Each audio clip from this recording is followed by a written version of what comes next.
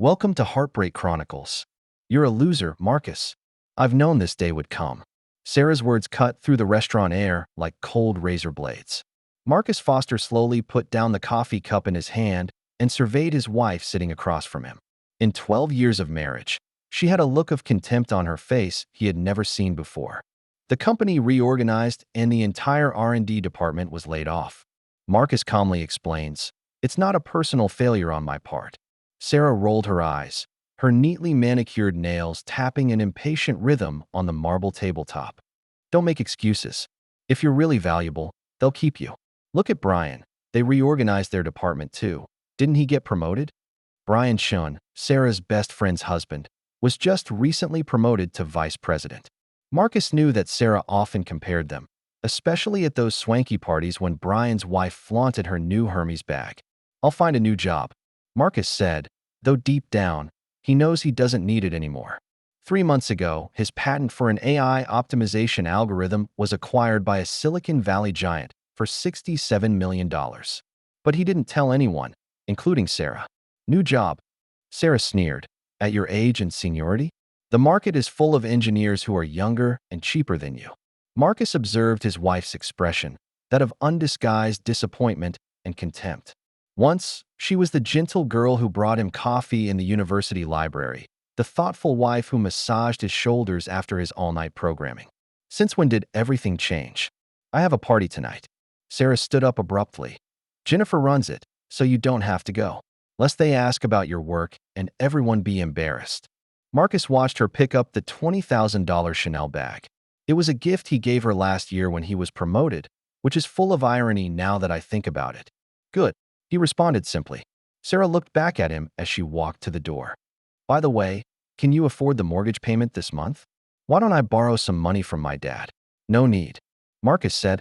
"I have some savings." Sarah snorted. "How long will the savings last?" "Marcus, you have to face reality.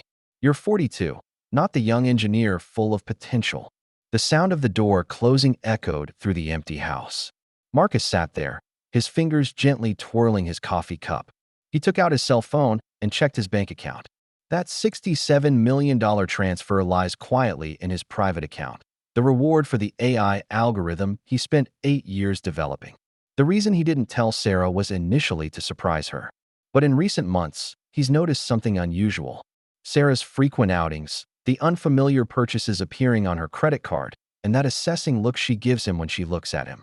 Marcus opened his laptop and logged into an encryption program. 3 weeks ago, he installed a GPS tracker in Sarah's car and placed miniature cameras in several key locations around the house. As a top software engineer, these come easily to him. The screen shows that Sarah's car is parked in the parking lot of the Westin Hotel. Marcus pulls up the security footage from the hotel's neighborhood, which he's gained access to through a friend who works in cybersecurity. 3:17 p.m. Sarah walks into the hotel lobby. She was wearing that red dress that was Marcus's favorite in delicate makeup. And by her side, Derek Sullivan, Marcus' former boss at Nexus Technologies, the man who hand-signed his termination notice in the reorganization.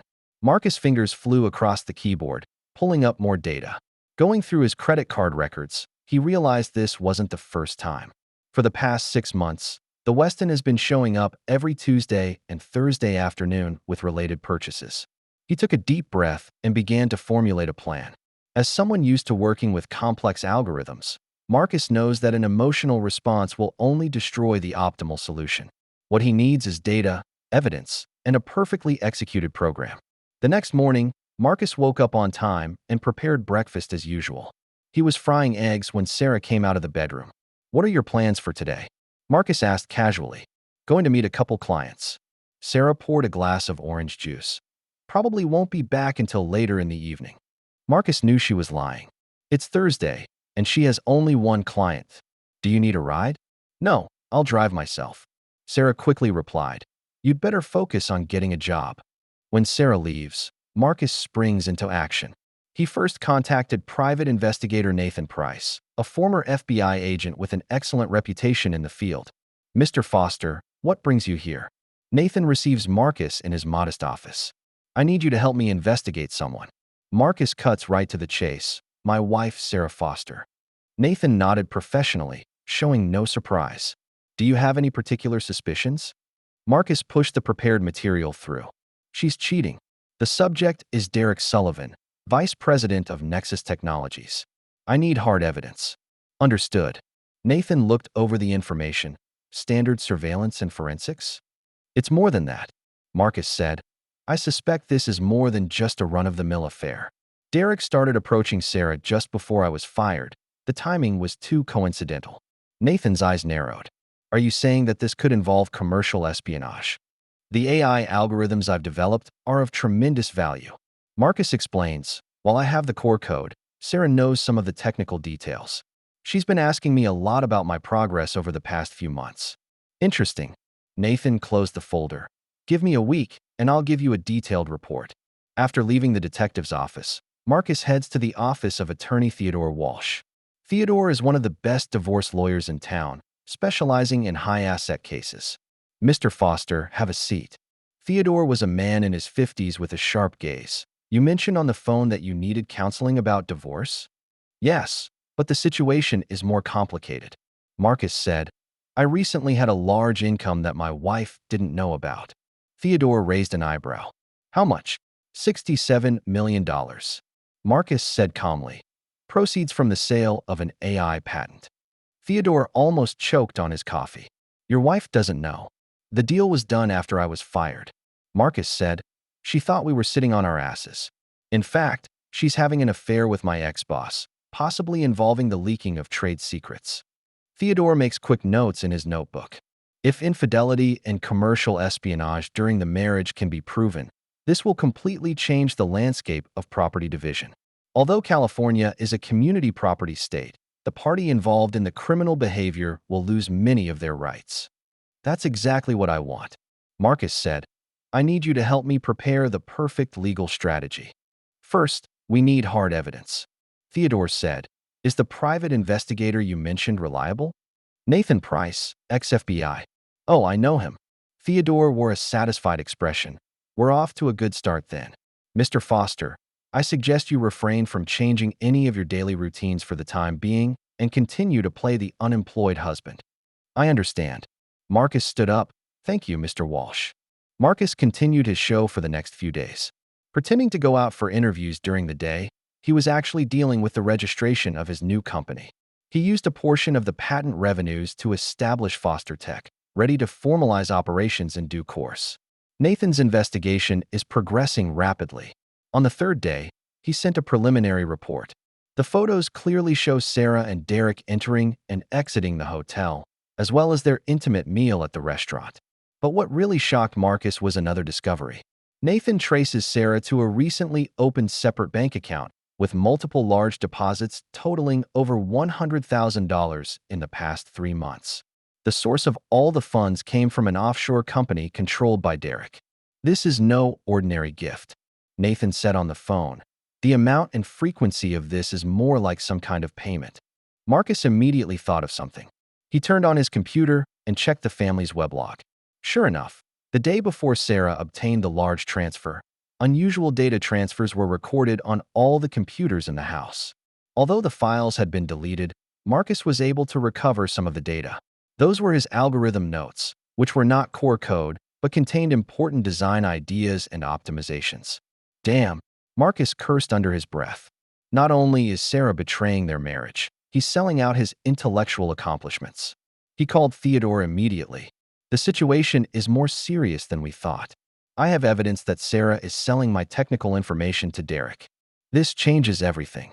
Theodore's voice became excited. Commercial espionage charges could lead to federal prosecution.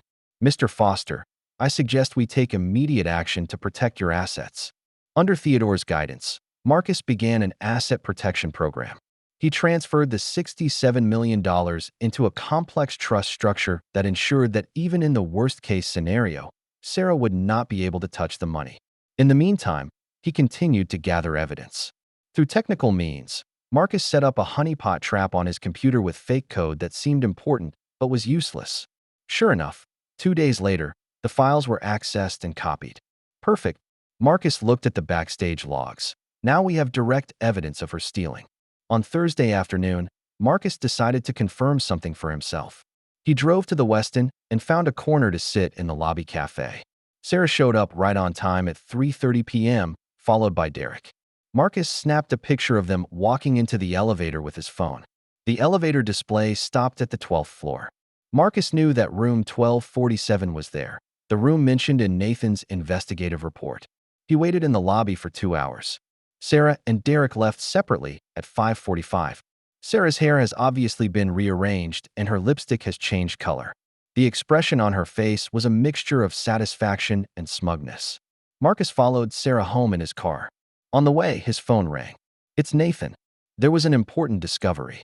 Nathan said, "I found out that Derek has recently been preparing a new project that claims to revolutionize the AI industry. The core technical description of the project is strikingly similar to your patent. When are they going to announce it?" "Next month's tech summit," Nathan replied. "If they did use your technology, it would be a perfect time to trap them." Marcus smiled. "Then we'll prepare a surprise for them." Back home, Sarah was already in the kitchen preparing dinner. She was clearly in a good mood today, even humming. "How was the interview?" she asked, her tone perfunctory. "Not bad." Marcus went along with the gig. "There's a startup that's interested in me." "A startup?" Sarah frowned. "How much can you pay?" "Not much, but there is equity." Sarah rolled her eyes. "Equity? Can that stuff be food?" "Marcus, you have to be realistic. Maybe you should consider lowering your expectations and going for an entry-level position." Marcus looked at his wife, and a wave of sadness welled up inside him. The woman who once supported him in pursuing his dreams now only cares about how much cash he can bring in. "Sarah," Marcus suddenly said, "what if I told you that I've actually made a lot of money?" Sarah's hand paused for a moment, then continued chopping vegetables as if nothing had happened. "Don't daydream. If you were really rich, would you let us live like we do now?" "Maybe I'm just waiting for the right time." Sarah turned and looked at him with the eyes of a fool. "Marcus, wasn't the shock of your dismissal too much? Want to see a psychiatrist?" Marcus shook his head. "Pretend I didn't say that." Dinner passed in awkward silence. Sarah checked her cell phone from time to time, a mysterious smile flashing across her face. Marcus knew that she was talking to Derek. In the evening, Sarah said early that she was tired and wanted to go to bed. Marcus worked late into the night in his study, organizing all the evidentiary material. His plan had taken shape. Now he was just waiting for the right moment to execute it. He opened an encrypted folder containing his actual AI core code. "These things Derek will never get are the real reason it's worth $67 million. And the system Derek developed based on the snippets of information Sarah stole is destined to break down at the critical moment. Let's see who the real losers are when the truth comes out," Marcus said softly. The next week, Nathan brought more shocking discoveries. Sarah's behavioral patterns are not normal. The average affair is not so regular and does not involve monetary transactions, Nathan said from the safe meeting place. I dug a little deeper into her past. What was found? 5 years ago, she used to date a software engineer named Jason Miller. Nathan pulled out a report. Jason was developing an innovative data compression algorithm. Just before he was about to file a patent application, the algorithm was released by a competitor. Marcus reads the report carefully. "Where's Jason now?" "Psychiatric hospital." Nathan sighs. He broke down. "Lost everything and his girlfriend left him." That girlfriend's description of her features is strikingly similar to Sarah's. Marcus felt a chill run down his spine. He'd always assumed Sarah had only chosen to betray him because he'd lost his job. But what if it was a habitual pattern of behavior? "There's worse," Nathan continued. "I found out that Derek's contact with Sarah began 8 months ago, when your project first came to fruition. The timeline shows that it was Derek who initiated the approach to Sarah. Are you saying this is a premeditated plan?"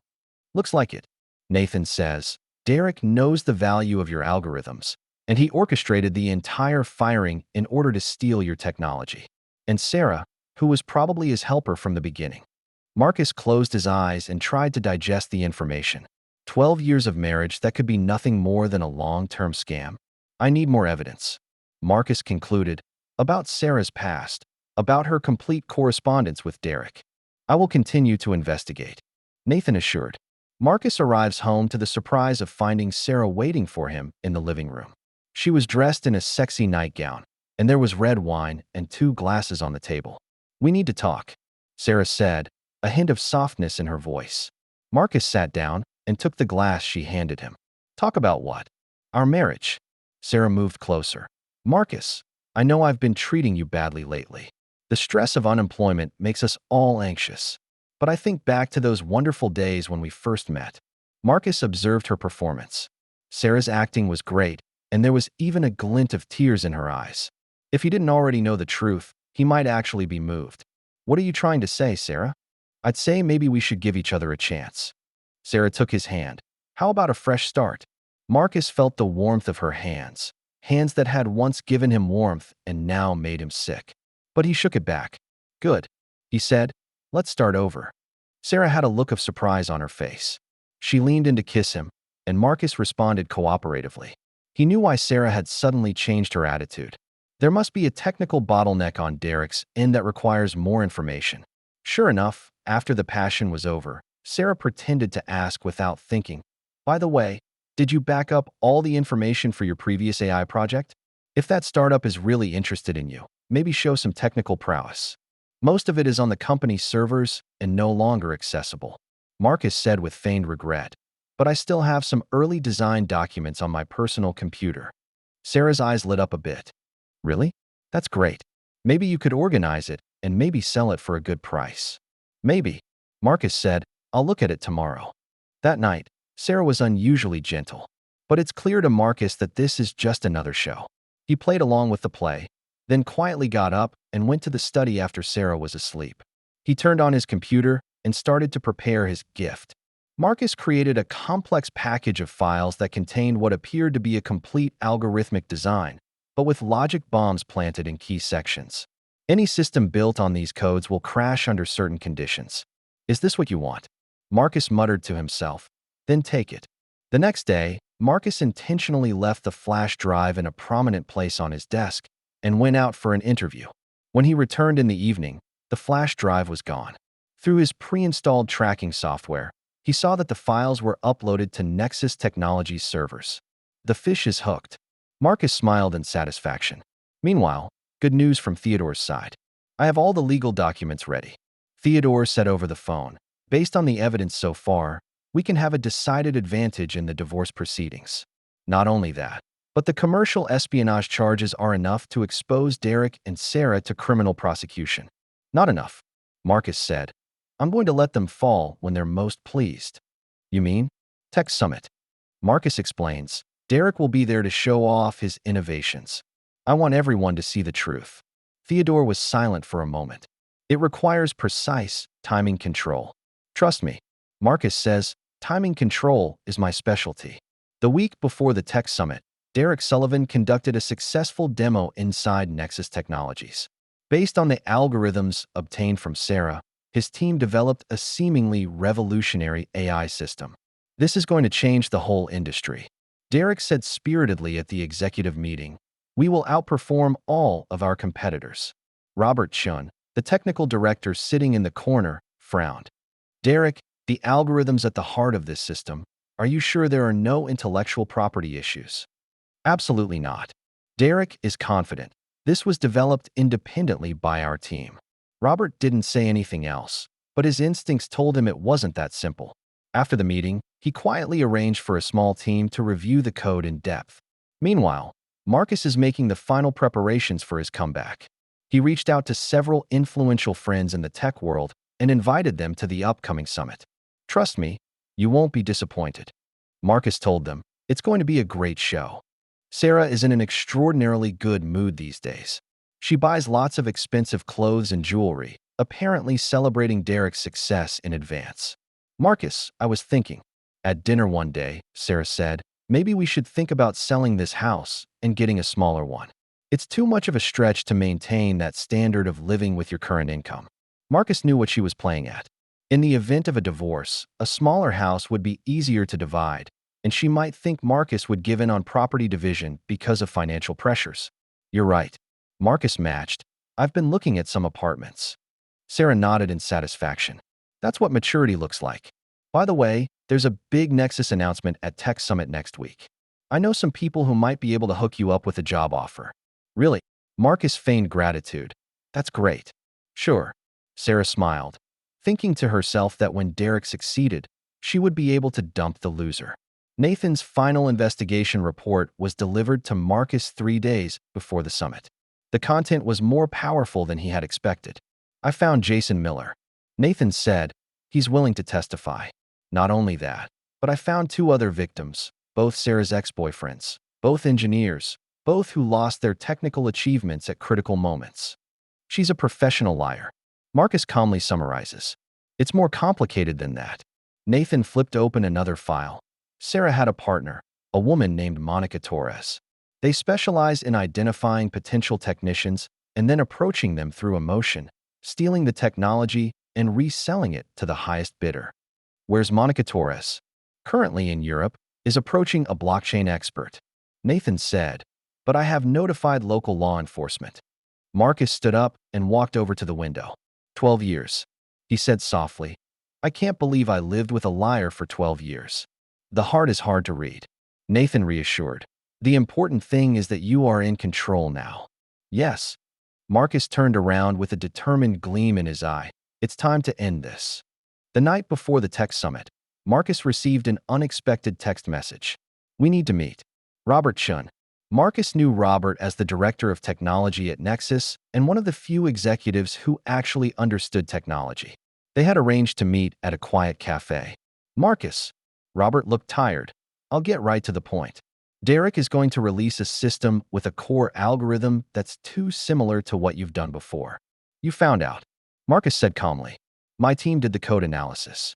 Robert says, despite the modifications and packaging, the essence of the mathematical model is the same. Marcus, this is your work, isn't it? Marcus nods. But it's not what you think. Derek stole it because I left it for him on purpose. Robert froze. What do you mean? Marcus briefly explained the entire program. Robert's face grew complex as he listened. You tampered with those codes? Logic bomb. Marcus confirms. It triggers in high-load situations. It won't cause substantial damage, but it's enough to crash the system. Robert was silent for a long time. You know it's going to ruin Derek's career. He destroyed mine first. Marcus replied. And he continues to victimize others. This has to stop. I understand. Robert concluded. I won't be interfering with tomorrow's demo. But Marcus, promise me something. What? Help us fix the system afterward. Robert smiled bitterly. Innocent employees of the company shouldn't have to pay for Derek's crimes. Marcus considered it. Deal. But on one condition, Nexus must publicly acknowledge the source of the technology and pay a reasonable license fee. That I can guarantee. Robert stood up. Marcus, I apologize for what happened at the office. If only I'd realized it sooner. Not your fault. Marcus said, see you tomorrow. The morning of the tech summit, the eyes of all of Silicon Valley were on the convention center. Derek Sullivan will be representing Nexus Technologies at the launch of their revolutionary AI system. Sarah got up early to dress up. She chose a $5,000 gown and wore newly purchased diamond earrings. Are you sure you want to go? She asked Marcus. Is it hard to watch your former coworkers succeed? I want to go and learn. Marcus said calmly. Maybe a new direction can be found. Sarah shrugged. Whatever. Remember, act professional and don't embarrass me. In the meeting room, Marcus chose an inconspicuous but good view. Theodore and Nathan were seated in separate areas, and a couple of fellow journalists from the tech press were in place. At 10 a.m., Derek took the stage. In the spotlight, he looked confident and suited up. Ladies and gentlemen, Derek began his presentation. Today, Nexus Technologies will show you the future of AI technology. A demo screen of the system appeared on the big screen. Derek introduced the functions in detail, and there were exclamations of admiration from time to time from the stage. Sarah was sitting in the front row of the VIP section with a proud smile on her face. Now, Derek said, let's see how it actually runs. He activated the system and began a real-time demonstration. Initially, everything went well. The data was processed with amazing speed and the algorithms were optimized with remarkable results. The stage erupted in applause. But just as the demo got to the 15th minute, the system suddenly lagged. Technical problems. Derek kept his smile. Let me reboot. After rebooting, the system ran for less than 5 minutes before crashing again. This time, the error message filled the screen. Tech-savvy people can already see that this is not a simple bug, but a fundamental flaw in the core algorithm. Derek's face turned pale. He frantically pounded on the keyboard, trying to fix the problem, but the system was completely down. Just then, Marcus stood up. "Maybe I can help," he said calmly, his voice traveling through the venue's sound system. Everyone turned their heads to look at him. Sarah's face turned white instantly. Marcus Foster. Someone recognized him, former senior engineer at Nexus Technologies. Marcus walks to the stage. "Derek, your system crashed because the core algorithm was fatally flawed. Precisely because you're using incomplete, modified code." "What are you talking about?" Derek forced himself to stay calm. Marcus opens his laptop and connects to the big screen. "Let me show what a real algorithm looks like." A comparison of the two codes appears on the screen. On the left is the algorithm in Derek's system. On the right is the original Marcus version. The similarity is 85%. "It's a coincidence," Derek argued, but sweat was already breaking out on his forehead. "Coincidence?" Marcus pulled up more evidence. "So are these coincidences too?" Sarah's bank records appeared on the big screen, showing transfers from Derek's offshore company. Then there are the data transfer logs from the home network, which clearly show when and where the technical files were stolen and the path they took. The venue was in an uproar. "This is a false accusation." Sarah stood up and screamed. But Marcus isn't done yet. He played a recording of a conversation between Sarah and Derek discussing how to get more technical details. "I need the optimization part of the core algorithm." Derek's voice is clearly recognizable on the recording. "There will be," Sarah replied. "That idiot Marcus doesn't know anything. When you succeed, I'll divorce him." The room fell into dead silence. "I have more evidence," Marcus continued, "including the email records of Derek instructing Sarah to approach me, and the complete correspondence of their plans to steal the technology after I was fired." At that moment, the door to the venue was pushed open. Several FBI agents walked in. Derek Sullivan, Sarah Foster. The lead agent showed his credentials. "You are under arrest on suspicion of commercial espionage. You have the right to remain silent." Derek tries to escape, but is quickly subdued. Sarah, on the other hand, has a complete meltdown and she rushes towards Marcus. "You asshole," she cried hysterically. "You've ruined everything." "No." Marcus looked at her calmly. "You're the one who ruined everything." Sarah was still cursing as she was taken away, but her voice quickly faded outside the venue. Robert Chin took the stage and apologized to everyone on behalf of Nexus Technologies and announced that the company would fully investigate the matter and compensate Marcus. "Mr. Foster's talent doesn't deserve to be treated this way," Robert said. "We are willing to compensate in any form. All I want is a public apology and reasonable compensation," Marcus said. "As for technology licensing, we can discuss that separately." As he leaves the meeting, Theodore walks over to Marcus. "Wonderful show," the lawyer exclaimed, "but the real treat is yet to come."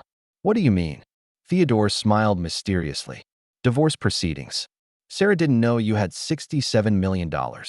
That must have been a great look on her face when she realized that not only was she going to jail, but she was going to be left with nothing." Sure enough, at the divorce hearing a week later, Sarah had a complete meltdown when Theodore read a list of Marcus' assets. $67 million? She repeated incredulously. "That's impossible." "Mr. Foster's AI patents were acquired 3 months ago," Theodore calmly said. "The income occurred after he was fired from his job, and the technology development was during the marriage and was originally supposed to be split as community property." Ecstasy flashed in Sarah's eyes, but Theodore's next words crushed her hopes completely. However, in light of Mrs. Foster's criminal conduct during the marriage, including, but not limited to, adultery, commercial espionage, and theft of intellectual property, she will lose all rights to property division under California law. "No," Sarah screamed. "That's my money. I stayed with him for 12 years. You lied to him for 12 years too," the judge said coldly. "Based on the evidence presented, this court rules that Mr. Foster retains all of his personal assets. Not only will Mrs. Foster receive no property, she will face criminal charges." Sarah slumped into her chair. Her lawyers have given up on the defense because the evidence is just too overwhelming. At the conclusion of the hearing, Sarah was released on bail pending trial. She finds Marcus and kneels before him. "Marcus, please." She cried. For the love of 12 years, help me. I'll go to jail. I'll lose everything. Marcus looked down at her. Do you remember what you said the day I lost my job? Sarah raised teary eyes. You said I was a loser. Marcus said calmly. You said you knew this day would come. Sarah, you are right about one thing. I did know this day would come. It's just that I'm not the one who failed. He turned away, leaving Sarah on her knees. 6 months later, Sarah was sentenced to 5 years in prison and Derek to 7. Their case became one of the most famous commercial espionage cases in the history of Silicon Valley. Marcus' company, Foster Tech, was officially launched with $50 million in its first round of funding. His AI technology has not only been restored to its rightful place, it has also created tremendous value when applied correctly. Nathan Price continues his career as a private investigator, but now with a special clientele, technology practitioners worried about getting ripped off. He worked with Marcus to create a background check system to help engineers avoid scammers like Sarah. Theodore Walsh, for his part, has written a book about the case, describing in detail how to protect intellectual property rights in high-tech divorce cases. This book became a must-read for the legal profession. One afternoon a year later, Marcus was working in his new office in Palo Alto. His assistant knocked on the door. Mr. Foster, there's a Mr. Miller to see you. Jason Miller walks in. The engineer, once ruined by Sarah, seems to have recovered a lot. Marcus. Jason shook hands and said, Thanks for everything. I just did what needed to be done. Marcus said, More than that. Jason said, Your foundation has helped me and other victims get back on our feet. I've started a new project. Marcus started a foundation 3 months ago dedicated to helping scam techs. The foundation provides not only legal assistance, but also psychological counseling and entrepreneurial support. That's the best return. Marcus says, Sarah, it shouldn't be your future that they're ruining. After Jason left, Marcus stood in front of the floor-to-ceiling windows overlooking Silicon Valley. His cell phone rang, and it was Robert Chen. Marcus, our partnership program is going well. Robert says, with the right algorithm, the system works perfectly. Nexus Technologies eventually entered into a partnership agreement with Foster Tech. Not only did Marcus receive a $20 million settlement, but also ongoing technology licensing revenue. This is the way it should be. Marcus responded. After hanging up, Marcus returned to work. On the computer screen, the new code was taking shape. This time, no one will be able to steal them. He occasionally thought of Sarah, of the morning she'd called him a loser. Would she have made a different choice if she had known the truth at the time? Maybe not. Greed and deceit have become her nature. She chose the shortcut, and eventually the shortcut became her endgame. And Marcus chose a different path. Being betrayed didn't make him cynical, it made him more determined. He has used his success to prove the truth that true value cannot be stolen and only shines in the right hands. Marcus left the office in the late afternoon. He now lives in a modern home in Mountain View that is simple and cozy. None of the pomp and circumstance of Sarah's time, just what is truly his. He opened the garage, and there was a Tesla Model S parked inside. It was a little present for himself, bought with the money he had earned. Getting into the car, Marcus activated the autopilot system, the core algorithm of the system, which was developed based on his technology. On the drive home, Marcus got a news tweet on his cell phone. Former Nexus Technologies executive Derek Sullivan sues ex-girlfriend Sarah Foster in prison for $100,000 back for emotional investment. Marcus laughed. It seems there's no trust between crooks either. Back home, Marcus turned on his computer and began a new day of programming. The light from the screen reflected his focused expression. Outside, Silicon Valley remains busy at night, where countless dreams are born and dashed. But for Marcus, the biggest success is not the $67 million, not the valuation of the company, but the fact that he still maintains a passion for creating. Betrayal didn't steal his talent, and the crooks in prison couldn't touch his future. The code flows across the screen with elegance and precision. Like life itself, when you remove all the deception and pretense, what's left is reality in its purest form. And truth, as always, is the most powerful force. That's the end of today's story. For more captivating tales, hit subscribe and never miss an episode.